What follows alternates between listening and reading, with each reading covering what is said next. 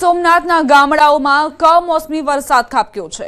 કોડીનાર અને સૂત્રાપાડાના ગ્રામ્ય વિસ્તારોમાં વરસાદ, અચાનક વાતાવરણ પલટાતા ખેડૂતોની ચિંતામાં વધારો।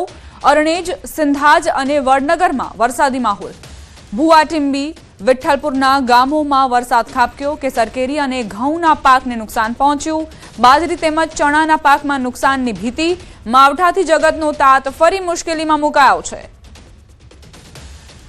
વેસ્ટર્ન ડિસ્ટર્બન્સની અસરોના કારણે ગીર સોમનાથમાં કમોસમી વરસાદ ત્રાટક્યું છે। સંવાદદાતા દિનેશ જોડાઈ ગયા છે વધુ જાણકારી સાથે। દિનેશ, કયા કયા વિસ્તારોમાં માવઠું ત્રાટક્યું?